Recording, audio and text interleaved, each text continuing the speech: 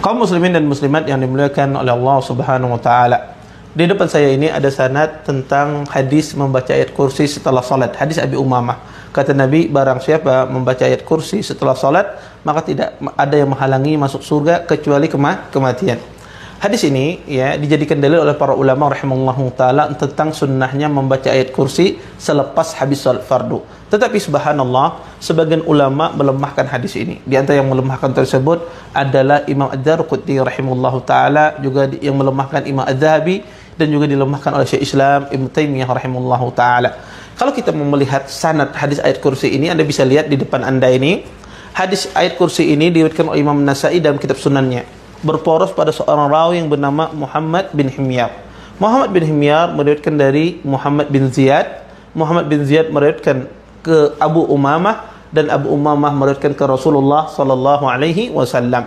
Yang jadi masalah dalam hadis kursi ayat kursi ini, hadis tentang membaca ayat kursi dalam salat ini adalah Muhammad bin Himyar. Kalau Anda perhatikan, Muhammad bin Himyar ini adalah poros di dalam sanad, karena semua rawi yang banyak di bawah sini meriwayatkan jalurnya dari Muhammad bin Himyar. Para ulama rahimallahu taala mengkritik Muhammad bin Himyar ini. Yang diantara yang mengkritik itu adalah Imam Ya'qub bin Sufyan Al-Fasawi. Kata beliau, Muhammad bin Himyar ini tidak kuat dalam periwayatan hadis.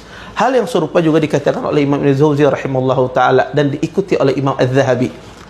Tetapi sebagian para ulama banyak pula yang menganggap Muhammad bin Himyar ini periwayatannya bisa diterima. Bahkan dia rawi yang terpercaya.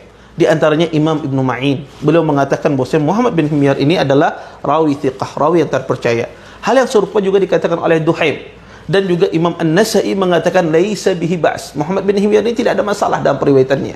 Dan juga dikatakan hal yang serupa oleh ulama-ulama yang lainnya seperti Ad-Darqutni.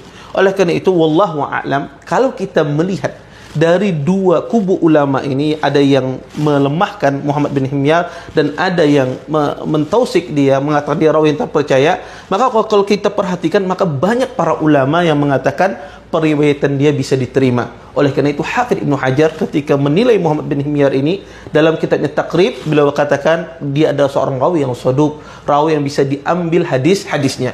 Berdasarkan ini wallahu a'lam, hadis tentang membaca ayat kursi, maka hadisnya adalah hadis yang hasan, sehingga bisa diamalkan ya. Makanya hadis ini disahihkan oleh Al-Hafidz Ibnu Hajar, dan juga disahihkan oleh Imam Al-Munziri, disahihkan oleh Dia Al-Maqdisi, dan ulama-ulama yang lainnya. Oleh karena itu saya pribadi berpandangan bahwasanya membaca ayat kursi yang diamalkan setelah habis salat fardu, bagian dari zikir setelah salat fardu, hadisnya adalah hadis yang hasan, maka bisa diamalkan setiap kita selesai salat fardu. Oleh karena itu, kalau Anda selesai salat, maka jangan lupa membaca ayat kursi, fadilahnya luar biasa yang sebagaimana kita sebutkan di awal hadis tadi.